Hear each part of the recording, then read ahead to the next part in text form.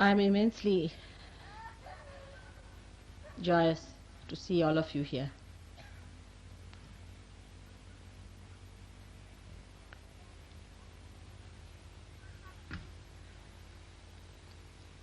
I do not know what to say from my side. The words get lost. They have no meaning. So many of you aspiring to ascend to that state where you would have complete joy, bliss and peace.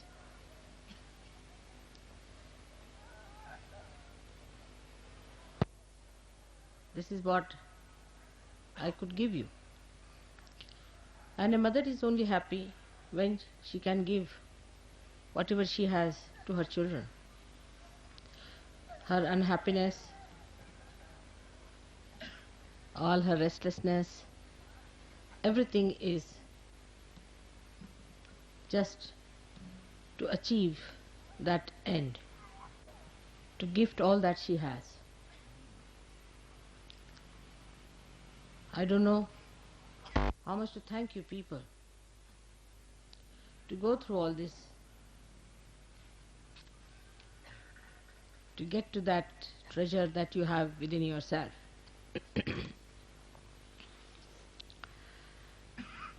Sahaj is the only word I could think when I started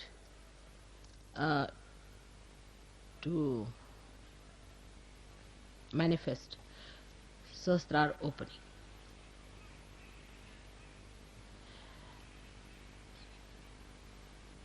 That's easily understood by everyone so far. But you have realized that it is today a different style of yoga, where first enlightenment is given and then you are allowed to look after yourself. It was never done before. Just a venture of your mother which has worked out. Otherwise, in the olden times,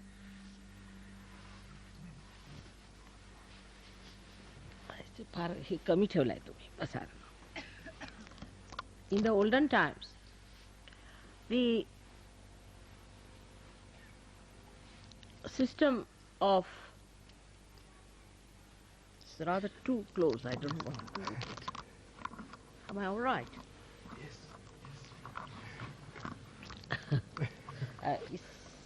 Adjustment, all right? It's all right, it's better. So, in the olden times, of course, the concern of the divine was to get people enlightened. And he did not know how to work it out. No incarnation ever tried to work it out in this fashion. But whenever they tried to have a very severe hardship for the seekers, very severe hardships. I wondered how many of you have read the treatise of Buddha, when he used to travel with thousands of his disciples, not giving realization. They were not realized souls, without feeling any joy around, with 2 clothes, living in the jungles, just 2 clothes. And the area where he visited, which I have seen myself, is terribly cold, chilly, absolutely chilly. And the clothes were not clothes actually, it was cloth, covering their body, sleeping on the open ground. In very severe winter, or maybe the summer. Without any shoes, they were asked to walk for miles together, miles together. If you go and see where Buddha has walked and trodden, you'll be surprised. Buddha was also young, he used to also walk. But his disciples used to walk much more, because he would go and station in a place. He would send his disciples. There was no time to advertise or to announce anything. So he used to stay in one place, and the disciple used to go around the villages, ask for bhiksha, meaning the alms, to gather some food from villages, cook one times, give part of it to Buddha, and the rest of that they used to eat. They would go, work out, get people from all the villages, whatever was possible, and would bring them to Buddha for a sermon. Such sacrifices.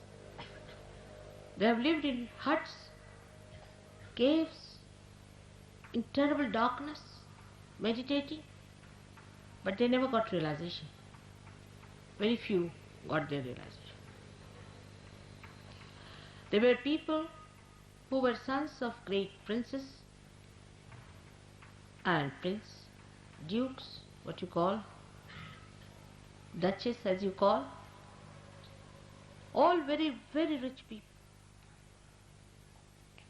Women of very rich families followed him, and they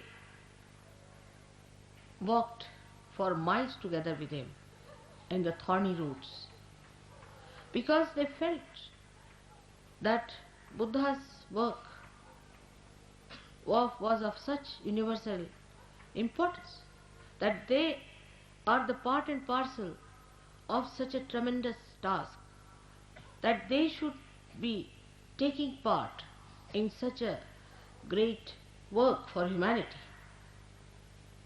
This is not only in India, but even Viditama, who started the Zen system in Japan. In China, I was surprised the amount of sacrifices the saints had made, the way they lived. I mean, if you see the way they were living in the conditions, you cannot imagine. And they ended up their lives like that, working it out without any proper guidance, because Buddha had died. There was no way out. They had to find their own ways. Then they found Mahayana, Shvetayana, all kinds of things. Even if you see other seekers in other religions, like at the time of Christ, where did they live? And after the death of Christ, it was even worse, because they were persecuted, were killed, they were tortured, crucified. It happened with Moses also. His disciples were hounded, so they had to all run towards India. Imagine the distances from that area to Kashmir, how they must have walked, how they must have lived, how they must have carried on. And in thousands they came to India, because they realized that they are doing a tremendous task, something so great that they are supporting. In this country, we had a struggle of freedom. I was part and parcel of that. My parents were part and parcel of that. They were rich people, quite rich, I should say, from every standard. You'll be amazed, my father burnt all his suits. They were stitched in England. My mother burnt all her saris. They used to spin their own clothes and wear them. My father sacrificed everything, every pie that he had, for the freedom struggle. He left nothing for us, not a single. I should say, of course, our family being rich, we had silver and gold and all that. But as far as all the cash money was concerned, was spent. And all the silver and gold also, thanks to English, that they took away from us, and they returned us when they went back. That's how we had some silver and gold left in the family. Everything, all that is material, was snatched away. And I know we lived in beautiful houses and then we shifted to huts and lived there. Sacrifices to the maximum. And we were very happy about it, very proud. We had only 2 changes. We used to wash our clothes, live like very poor people, sleeping on this kind of a thing. For my life, I remember that I never used to take a pillow. I never used chappals for ages. I had only one sweater made out of this kind of material till I passed out and went to medical college. I had that sweater with me. I had only one coat throughout my education. When I was in Lahore, which is terribly cold, sometimes can be like London, which was burned out and finished. But we never grudged and never grumbled and never said that our father should have looked after us and done something. Why did he just sacrifice everything for the country? Never, never, never. But even today, when they see us anywhere, they know we are the children of such a great man. They have tremendous respect for us. That quality was created, I should say, by Mahatma Gandhi. He made everybody so transformed into a new personality of tremendous sacrifices, tremendous. You cannot imagine how people lived. All the money that we had, everything that we had, all conveniences, conveyances, all housing, everything was given up. Not only by my father, but so many of them.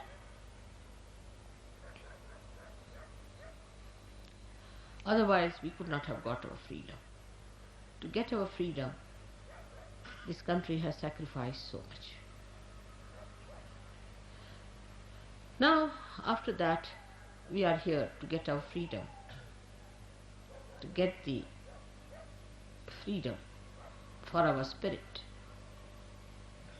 to make our spirit free from our greed, lust, from your anger, from our conditionings, from our terrible ego, from the body being enslaved by comfort.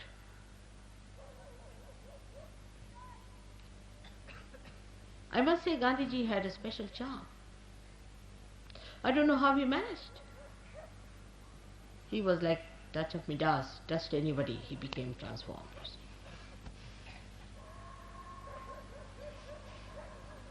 And he was an extremely strict man, very kind to me, to children. But he was an extremely strict man. He would not tolerate any nonsense at all. Throughout, if you study the way all these people were brought up, not only for freedom or independence, but even before that, for spiritual life, anywhere, there's one thing very common, is sacrifice. And the consciousness that you are doing something right. Consciousness that you are part and parcel of the whole. Such a big thing, such a big work, such a noble cause.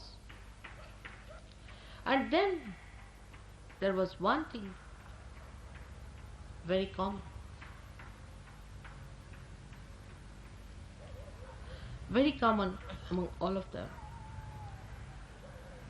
that the noble cause, the upliftment of the noble cause, made them sacrifice in such a Sahaj manner. Much more than the Sahaj Yogis sometimes, who have got so much in Sahaj Yoga. They have got their joy, they have got their spirit. I have seen it with my own eyes. Such people in this country, whom you may call legendary, but I have seen it. Thousands of people were killed and butchered. Children died. Nobody shed tears. Nobody shed tears.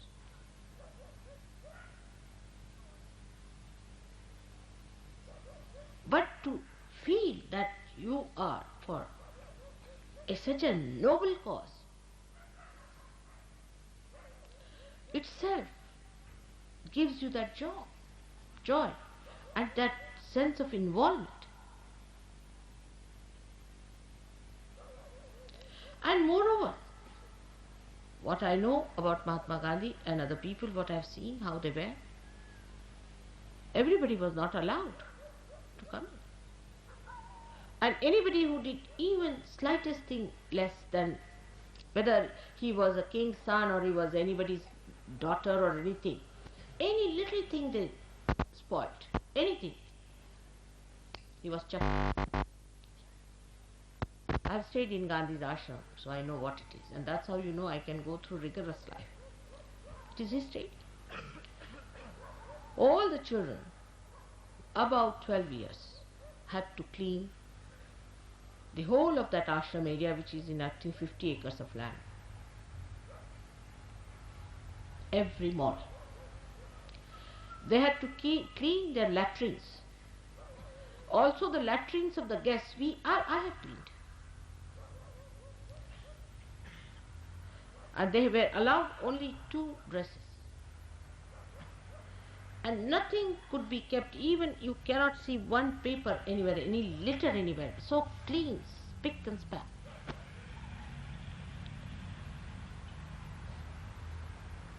And their living places were so neat and tidy.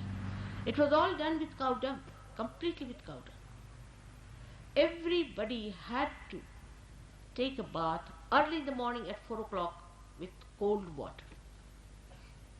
Whether it was Jawaharlal Nehru or Abul Kalam Azad, my father, of any age group or a child.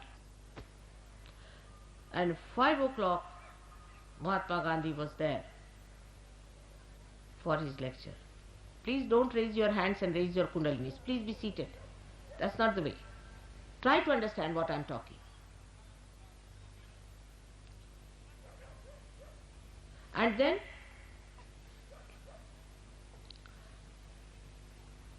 early in the morning at 4 o'clock, you'll be surprised. Getting up, for me it was all right. And then to walk in those 50 acres of land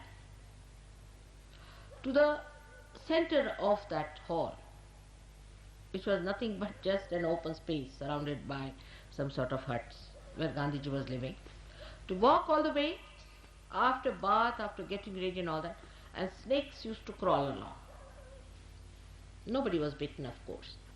I think the snakes understood that people were busy with the great job of freeing this great country.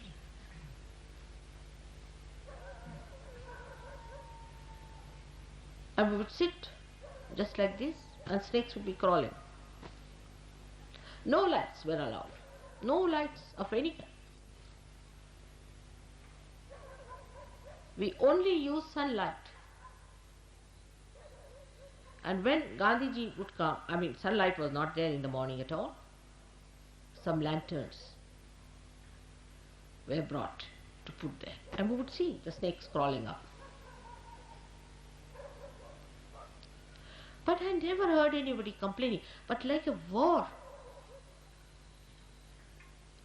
drove with such passion. Everybody competing as to what I can do, how I can be alright. Nobody even thought of comfort.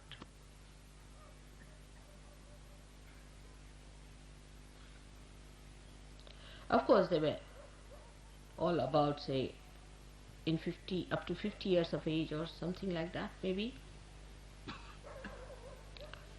In the ashram, mostly the people were about up to 50 years of age, that time.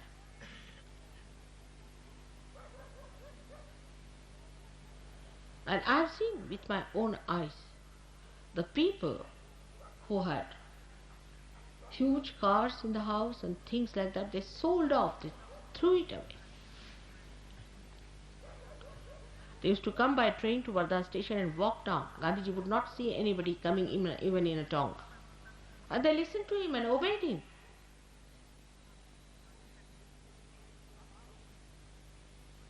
I have seen many missionaries, though they are not up to the point. Nothing very noble, but that's how they take people to task, and people work it out for them. I've seen that. In India we had missionaries and younger people who came from abroad. They just absolutely obediently listened to the missionaries and did whatever they said. Now today we are doing, as you know, the greatest of greatest work, because freedom, independence of freedom, or freedom, is of course necessary, political freedom, to talk even about God. We could not even make a small little needle at that time. We were not allowed by the government, so much oppressed. So we had to get out of the shackles of slavery, no doubt. But now I find we have another kind of slavery, a slavery of selfishness, self-oriented. This is my comfort, I must have this, it should be enjoyable, I'm enjoying, I'm this, I'm that. You should enjoy, otherwise it is not something great. I mean, the whole thing should provide you some sort of a feeling, instead of you providing the feeling. Because people, I think, do not know what they are doing, what sort of a work they are doing. They do not want to come up to that level of that height to see what are you up to. You are trying to save the whole world. This is one of the reasons Sahaj Yoga moves so slowly, because they see people who are worried about their comforts, this, that, and also themselves are so lousy. There's no smartness about them, no feeling of that greatness that they have to do. You have to be smart. If you know you are on the board, how you behave.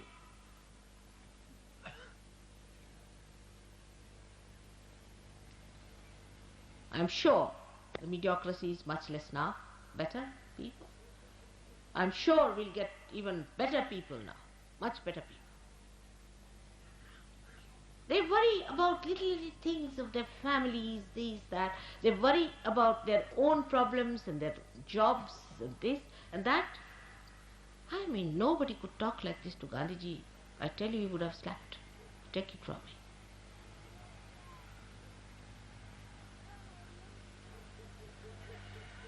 It is as if to come to Sahaj Yoga means solve your own problems, that's all. Though they are solved, no doubt, you are helped, God helps you so much. But how much are you doing about it? Of course, we have some very great Sahaj Yogis, I would not deny that fact. We have some, much more than I had ever. And that's why I'm very joyous about it. But the dedication we have, we count every penny that we spend, how much we've got out of that penny, what did we do about it? This is not the way.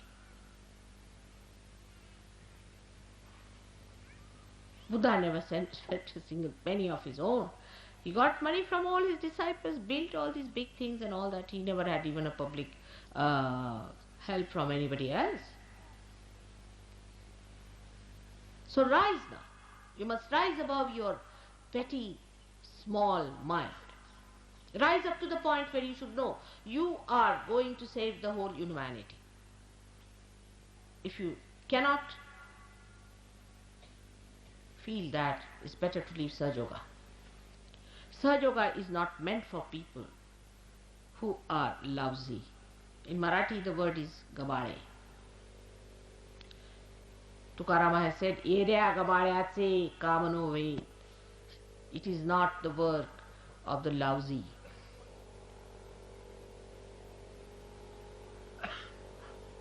Shivaji himself, when he fought his war, he caught hold of people, the Sardaras and the dukes of that time, they gave up everything that they had. They gave up their lives, everything. Their children they sacrificed whatever they had. Shivaji had no money to pay them. You must have heard of lots of stories about Shivaji.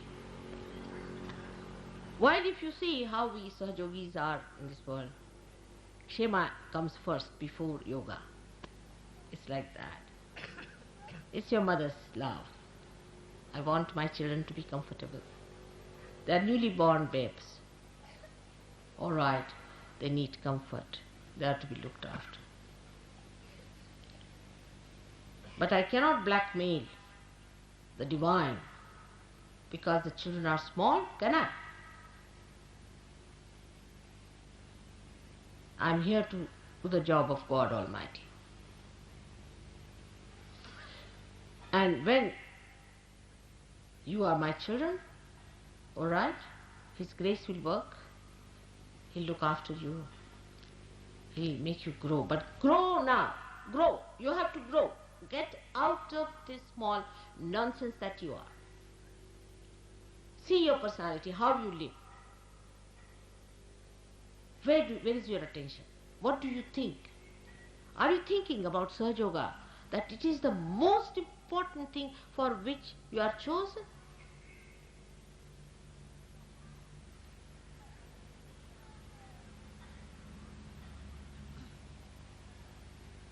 I feel sometimes, as I was feeling all the time, that you might be uncomfortable in many places. But I myself have seen the way you people have been in those places most carelessly. The Western Sahajogis were surprised. That way Indians are better in this respect. And some of the Indian Sahajogis have been misbehaving in a very funny manner. It shocked me the way they have been behaving, shouting at people, creating problems. Some people come to see me, they talk to them in such a rude manner that they run away. You can talk to them sweetly. You have to be nice to them, not to shout at people. All right, I cannot meet everyone at every time, at every convenience, all right. But that doesn't mean you have a right to shout at others.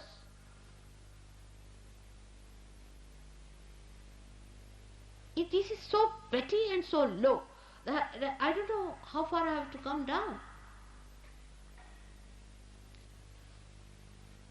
When you rise above all these petty things, you will develop that divine discretion. That divine discretion is the real blessing of God. All other blessings that you think is a blessing is no blessing at all. Unless and until you can grow, what is the blessing? Like a tree which says, oh, such a blessing that I have got rain. But out of that rain, if you cannot grow, what's the use of having that rain on you? You have to be compassionate, beautiful, sensible people who are highest beings on this earth. Take out your attention from all nonsense that you have been busy with. That's how you get possessed. That's how you get conditioned. Small things you see. In India we have another problem. We cannot tolerate another person. If any person is doing good for Sahaja Yoga, immediately a group is built up. It's very common with Indians also. A group is built up to put him down.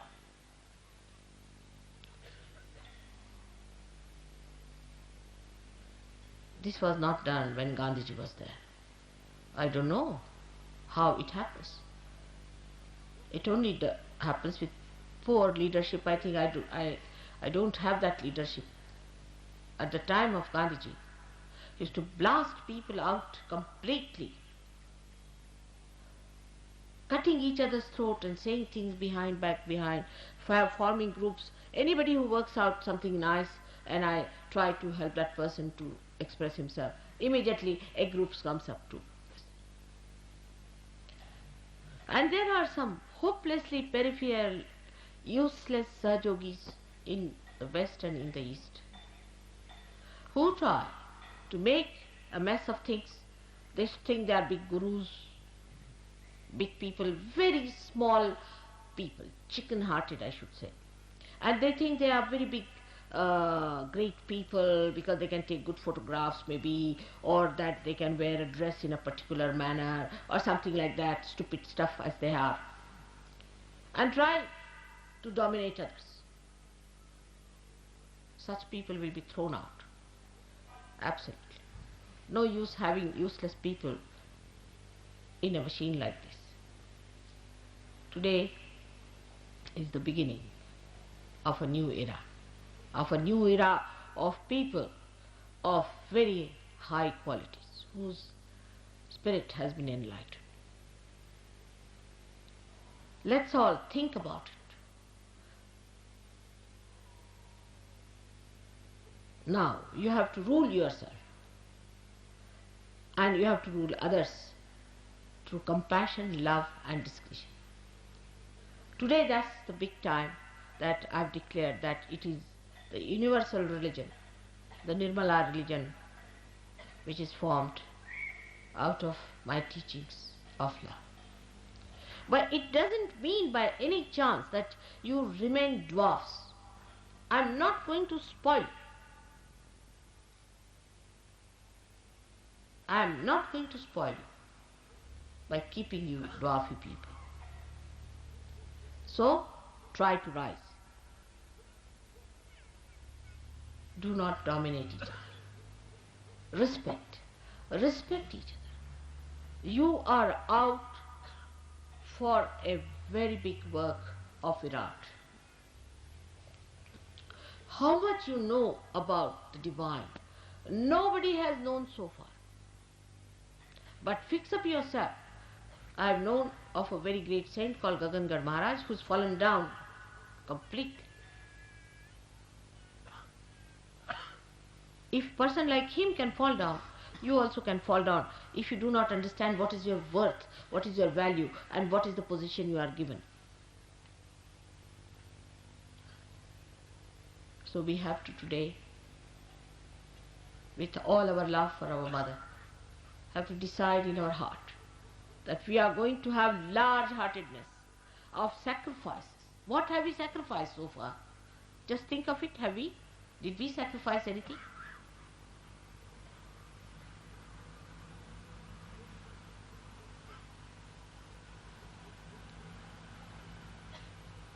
Please try to understand that I have to use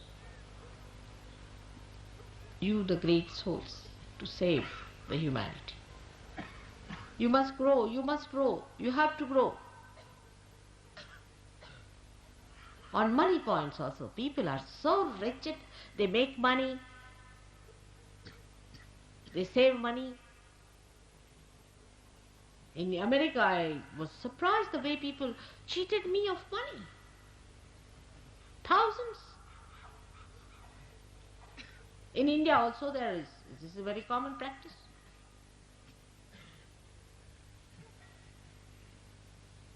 Then, if you have career-mindedness and you are very ambitious, how my job will remain, this, that, you better get out of Sahadža.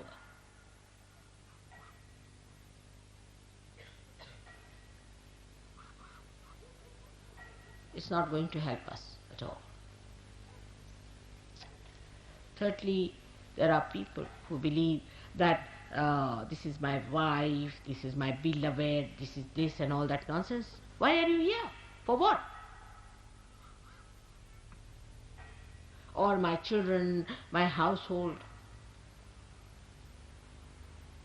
my mother, my father, all sorts of wretched people around. If you cannot rise above them, you cannot help me. I'm sorry, you cannot help me. You have to be very, very strong people. You have to be people of very great valor and great idealism and noble ideas.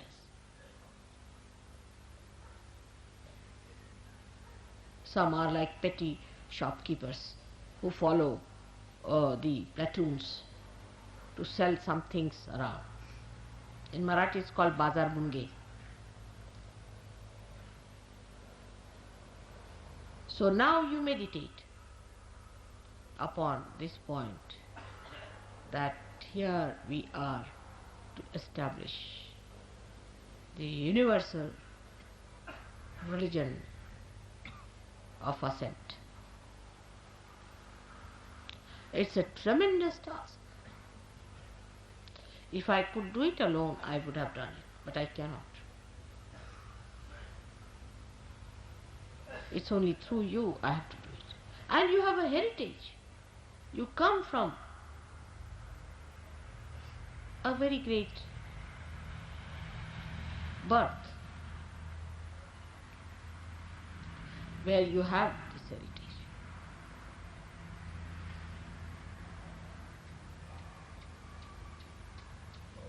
With that heritage, if I cannot manage you, I think I better give up your leadership. I cannot do it. When we were fighting for our freedom, all of us were removed from schools because we were in the missionary school, and the missionaries believed that Christ was born in England. So they would not allow us to study in those schools. So we were all removed from schools. We had no education. For some time, I couldn't pass my into science. For 2 years, I couldn't appear because they rusticated us from colleges and schools. The government rusticated us.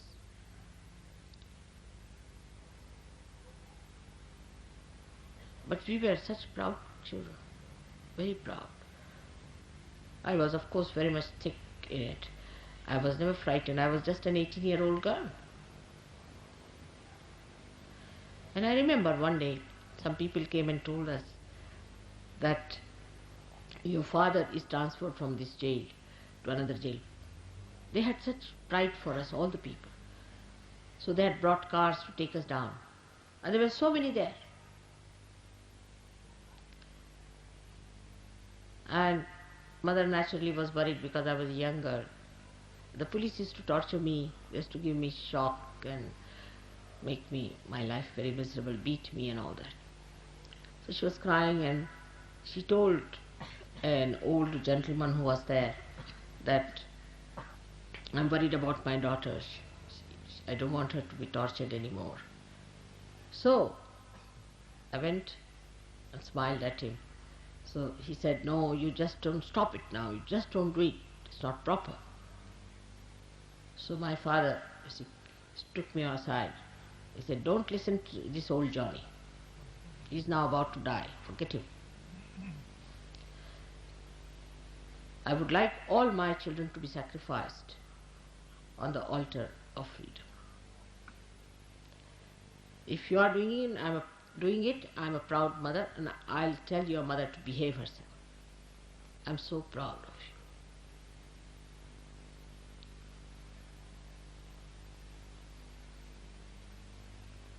Such atmosphere I have passed through. I had to give up my college. I was absconding for 8 months. The police was after my life. I know what we have gone through. We were very young people. 18 years, you can imagine. And now when you have got the freedom of your spirit, you must seek the comfort of your spirit. There are some people who are complainers and this and that nonsense.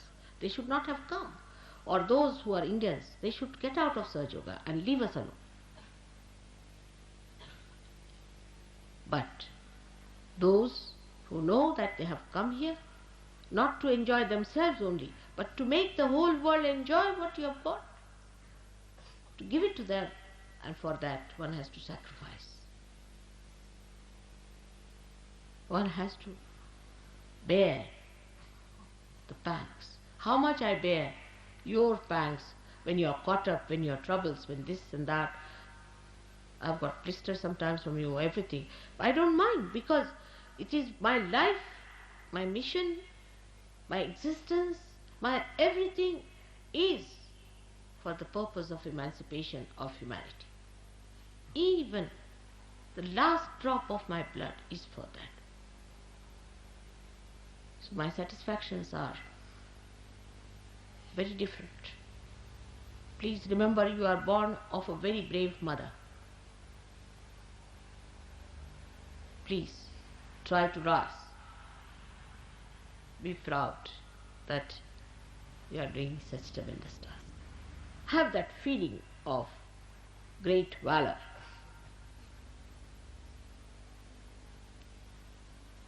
Then only we can achieve results.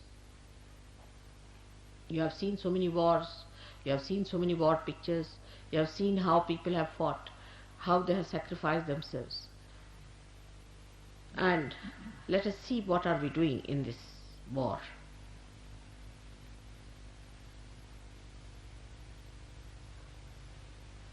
Just make your body your slave. Get out of the slavery of your body, of your conditionings and your nonsensical ego.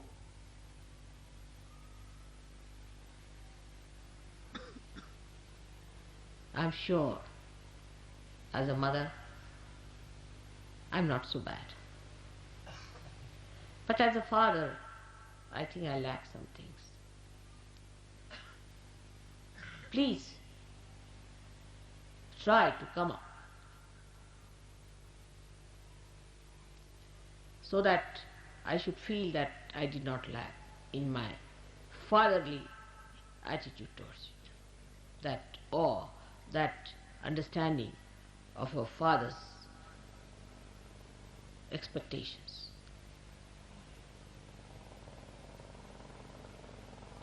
This I am not saying to you because it is some present situation, because of you people particularly, or for anything which is very, very sort of present day problem. None of these things. But is my announcement of this new dimension into which we have to rise. And as in the war, we have to declare, now forward on, in the same way. This is a declaration. In no way to degrade you, in no way to insult you or to say anything about any one of you, but to just infuse that inspiration which led thousands and thousands and millions and billions of people to sacrifice for a greater cause. So now, have respect for yourself. Raise your heads. You are the ones who are going to fight. You are the ones who are responsible. Prepare yourself, prepare your body, prepare your mind. Be discreet.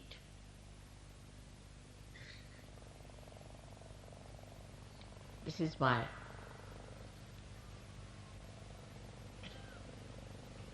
I would not say request again.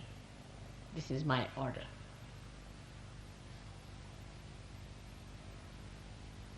May God bless you.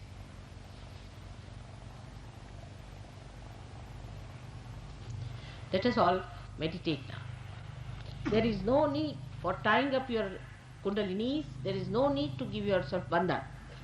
There is no need at all to do anything. If you just come up to that stage just now, there is no need to raise your hands and tying up your kundalini. Not necessary. Nothing is to be done. Your kundalinis are already tied up. Assume that situation. That's all. That's what you are. The Veeras, and not the stupid.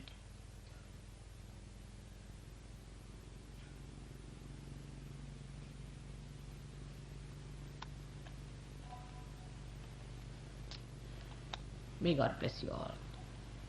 May God bless you. Respect yourself. Respect. May God bless you. There's nothing more important to me than to see you rise to that level of understanding of your own values and worth and discretion. You have to become sweet, nice people, but very, very powerful, that you can control yourself, your tongues and your things, complete control of yourself.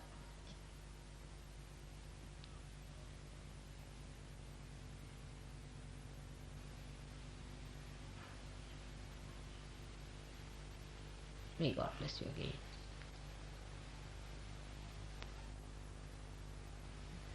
Please meditate. Close your eyes. Close your eyes. Just close your eyes. Put your both the hands towards me.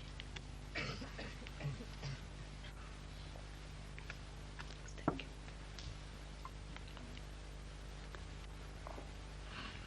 Put your attention onto Sahasrara. Just your attention onto Sahasrara. You are in my Sahasrara, all of you just now. Put your attention to your Sahasrara.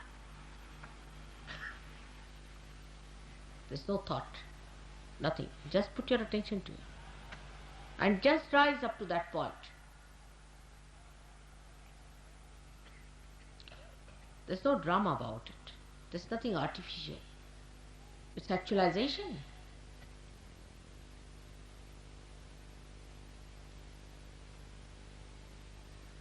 All weaknesses are to be left behind. Let's be strong people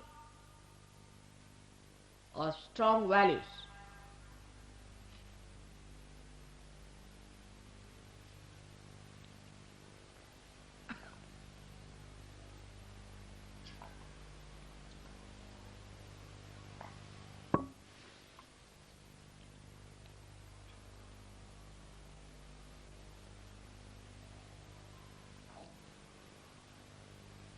With dignity and sobriety.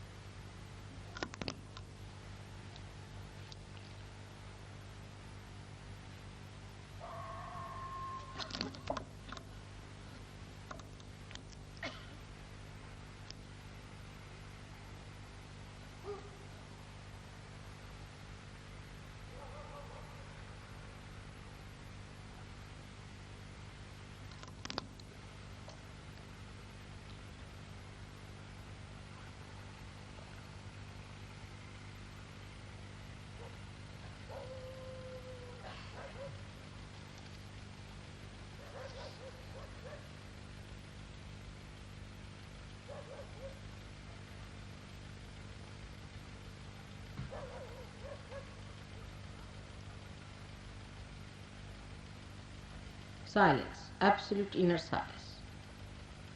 And one need not talk too much to jabber, to talk frivolously is not your way.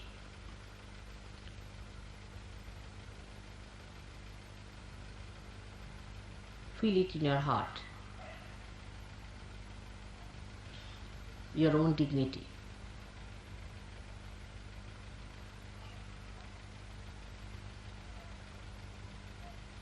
Your own glory.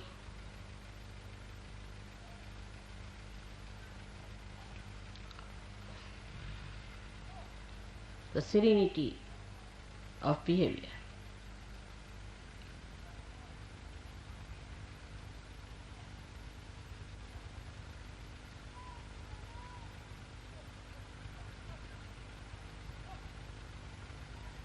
We are all saints, but saints of very high quality,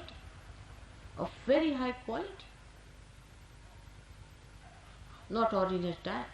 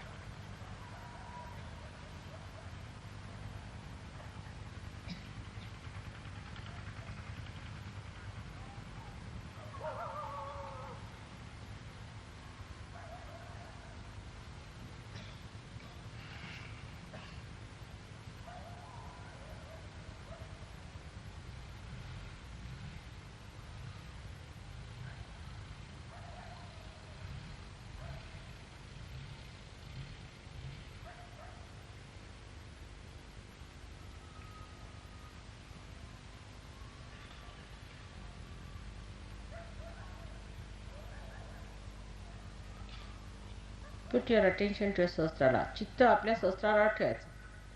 अपने सहस्त्रार पे अपना चित्त रखें.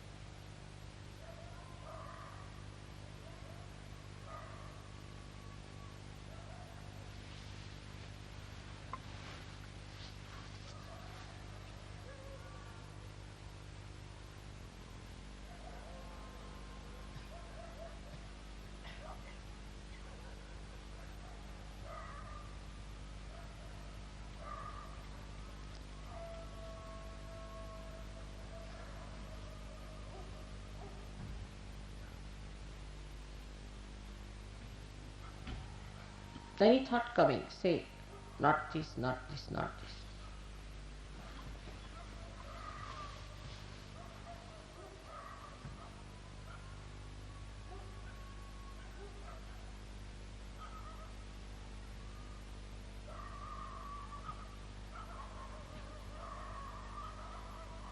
May God bless you.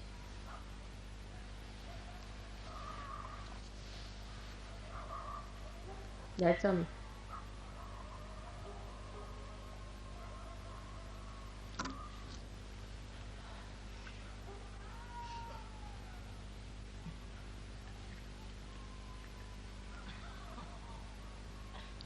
I would like to see all the groups sometime, one by one, all the leaders. and also certain individuals want to see me. We are going to have marriages and everything performed here.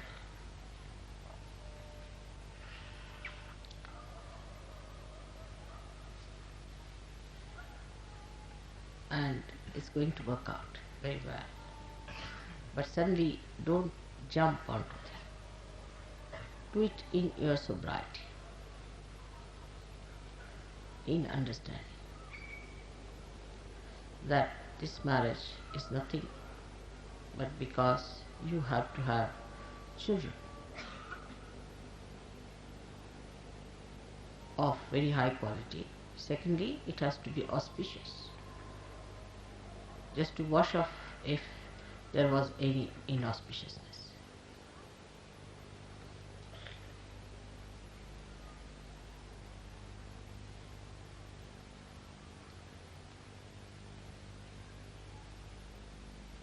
I hope you'll enjoy your heights now. You'll enjoy your glory and you'll enjoy your noble work. May God bless you.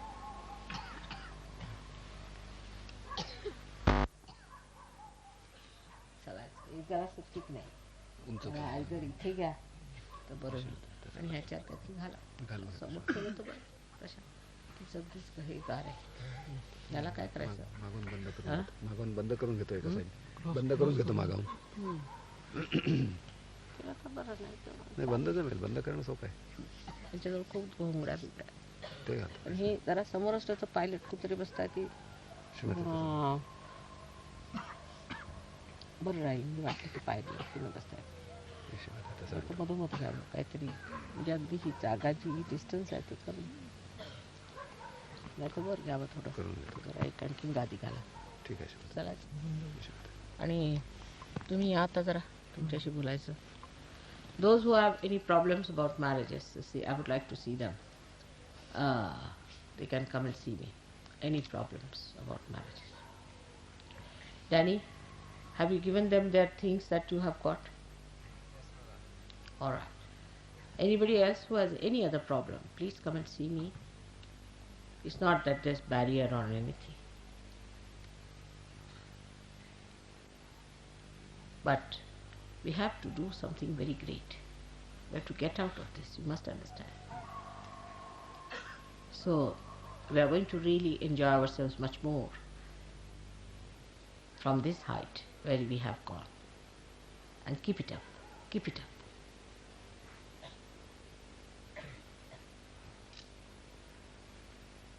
May God bless.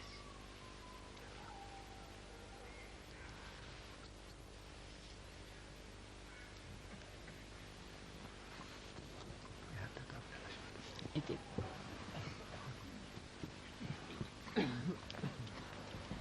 एवढं उंच करायला काय हलते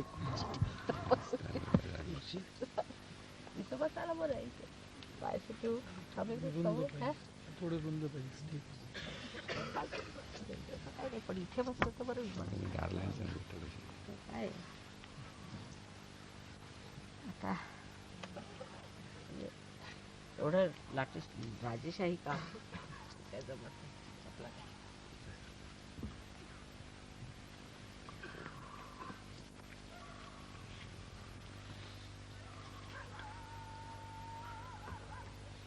All right. So those who want to see me for any particular reason can come and see me, especially for the marriage problems or anything like that. And few people whose marriages are not yet fixed also can come and see.